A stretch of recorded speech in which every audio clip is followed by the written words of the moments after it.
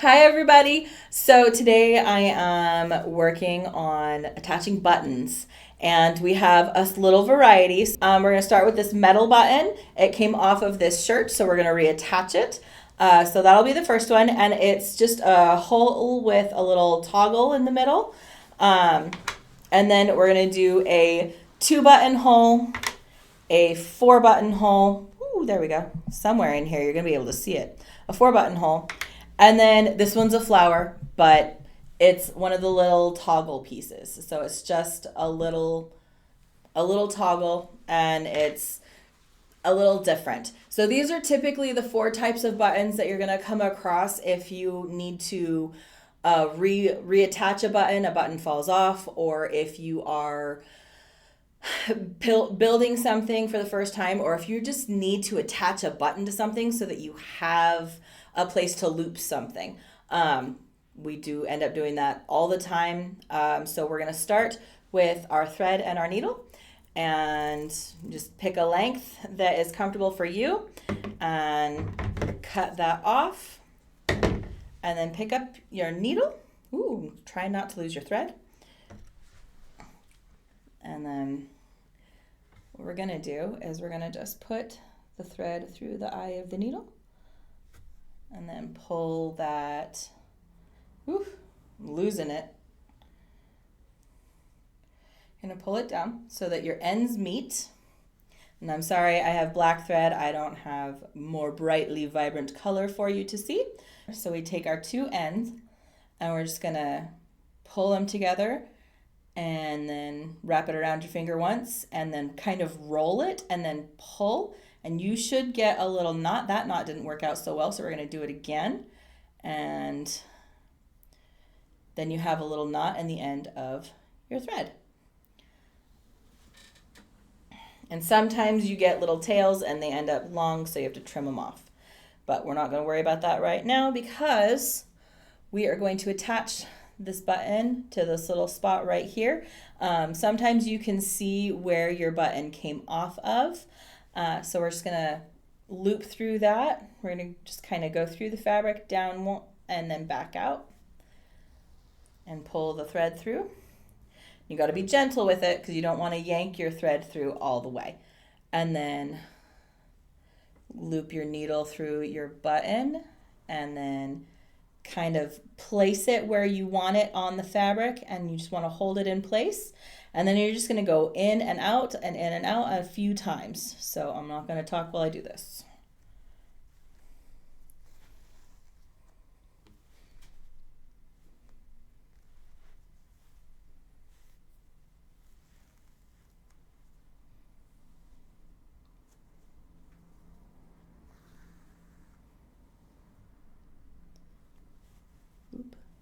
Tricky part is actually getting in the little spaces.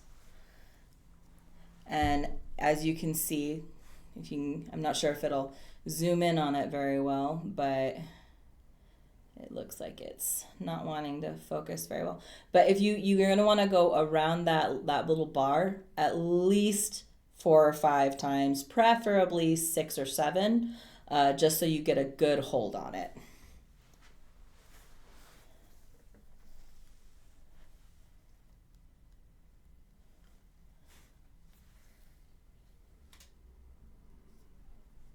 Oof.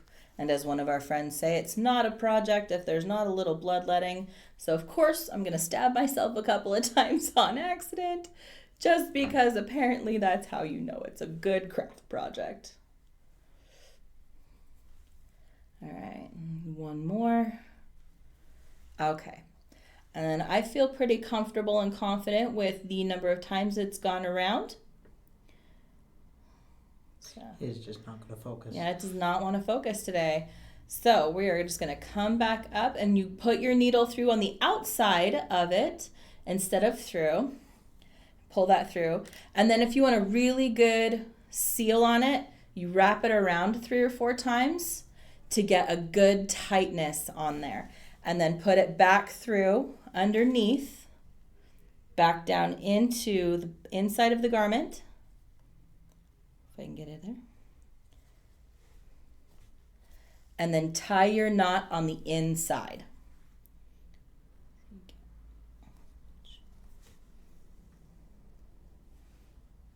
Go once through there and then twice through there, and you want to make sure you want to go through the same direction, because if you go through one direction and then out the other direction, you're just going to untie your knot. And then clip it off. And then you have a fully functional button right back on place. And you can do up your button. And it's going to stay. So that is button type number 1. Okay. So we're going to come down here to the bottom of the garment to do our tester pieces so that you guys have an idea of how to do your four-hole button, your 2-hole button, and your toggle button. So let's redo our knot at the end of our thread and continue going. I think let's do the 2-hole button first. And same thing, we're just gonna start, pick your space that you wanna put it on, pick which direction you want it to go. I'm gonna go side to side on this one instead of vertical. And we're gonna go in through the bottom and then back down. So we're gonna come in through here. Now, do you come in through the bottom so that no one can see the knot? Yes. Sometimes, depending on if I have a kind of a messy knot, I will actually go in through the top and then back up through the buttonholes. But when I have a nice clean small knot, I won't worry about it. So this one we ended up with a nice clean little knot.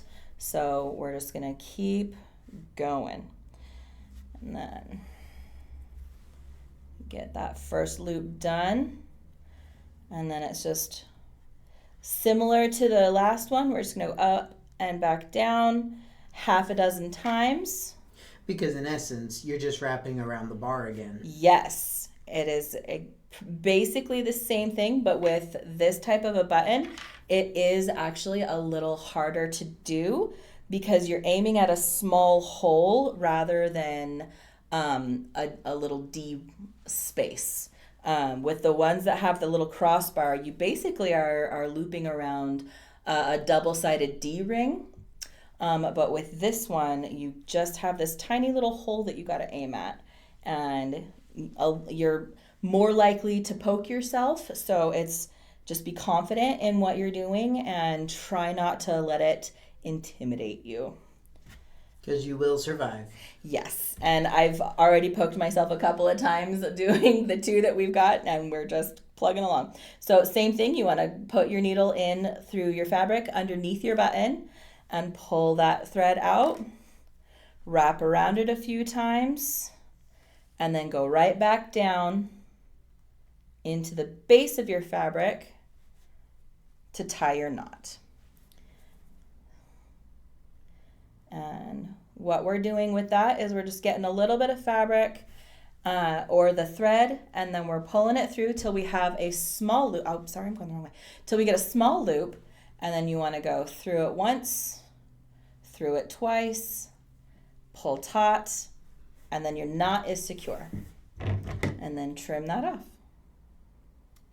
This is actually a lot nicer of a way than how, because I was taught just very, very simple. There wasn't a whole lot of wrapping, and my buttons always end up loose. So know this, there are other ways to do it. We are not saying that this is the perfect way. This is a really nice way, and it obviously works really well because as you can see, that button is not loose. No, it's very secure and it's not going to fall off. And yeah, different people learn different ways, and this is just how I was taught. My grandmother taught me to do it this way, and it has worked out pretty well for me. So, okay, we're going to do the 4-hole button. And these ones I have heard a lot from people they feel complicated because you kind of do a little bit of crisscrossing with these ones. But it's essentially the same thing as this, but you're just doing it first one way and then the other way.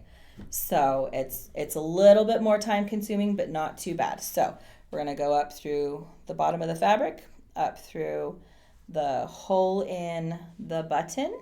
Oh, see, my knot was small, and came through the weave on the fabric, because sometimes the weave on your fabric is looser than what you think it is. So we're going to try to do that again and just be a little bit more careful and not pull quite so hard. Okay. Woo. And my button is trying to run away. Okay, but I've got it now. It's secure in my hand. And then we just do the same basic loop-de-loop. So it's okay if you check the bottom to see where you're putting your needle, because you should be aiming roughly the same spot each time. And my first one was loose, and so my thread got loose. So I gotta gently tug on it to tighten it back up. Okay, and then keep going. Bump, bump. Through there. All right, and now I've got 3 going that way, so I'm going to switch directions and aim over here and get my crosswise going. So I'm still only going to do about 6, but I'm going to do 3 one way, 3 the other way. Okay. And then I can feel pretty confident in that, but I'm still going to poke my needle through on the back of my button and loop it around. So 1, 2, 3, and then put it back through. And then I'll tie my knot on the bottom.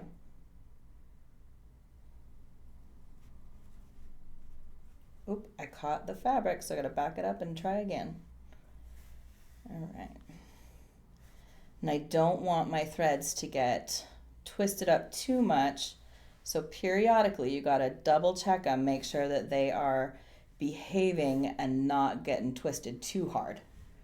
So that's my 1 loop, my 2nd loop, and pull tight.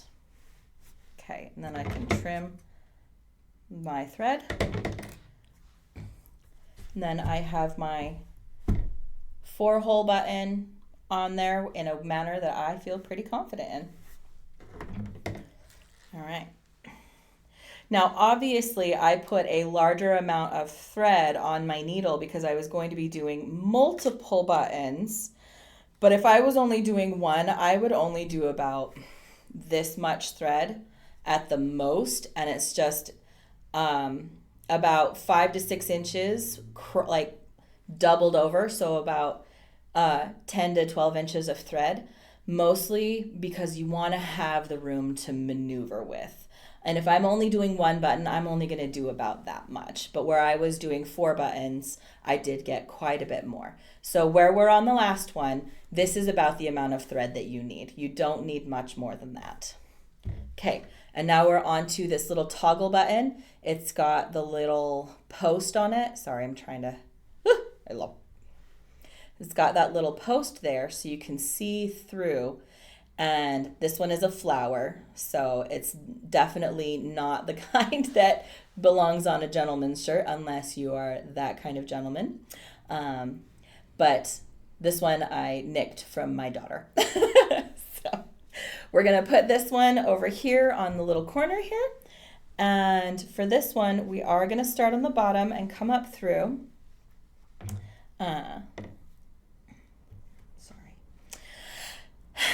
And this one can be hard if you are not careful. So, because we're just going to loop through here, and this is where it might get complicated for some people because you don't have a flat one like this one where you're just going back and forth, or like the first one, it's still a toggle, like a similar toggle, but you don't have something flat where you're going back and forth. You actually have to be careful with this one because it flips upside down. So I'm going to try to hold it upside down for you guys to see. So I apologize if it's difficult, but I'm going to try. So we should probably get started in the right direction first. And I know you're going to edit a lot of this. Okay. You might be surprised. All right, so what we're going to do there, you see how I'm not worrying about it being right up close to the fabric to start? That's because, like I said, these ones can get complicated. So, but that allows me to have a better idea of where it's going to go. And then I can pinch the top and the bottom if I need to. But where I'm still at the beginning, I'm going to come back through. And this one, you have to put your needle through the fabric so that you have it kind of tight so that you can go through the hole and then back down into your fabric. And you're going to want to do this again about a half a dozen times. So I'm going to just get it done. So up through fabric, into hole, down through fabric. Yes. This one, these ones are, out of all of the buttons I've ever put on, these are my least favorite because there's so many possibilities for them to get funky. Like my bottom thread got a little funky, so now I got to play with it just a tiny bit and even it back out. There we go. Okay, and then back up and through. Oof. Yep, these are legitimately my least favorite kind of buttons to deal with. And it's amazing how many times they get put on like little girls' clothes. So, I mean, my daughters have these all over various things. Fortunately, they're getting old enough that it's not as big a deal anymore. Oh, see? And then I caught the little flower. Yeah, this one is one of the hardest.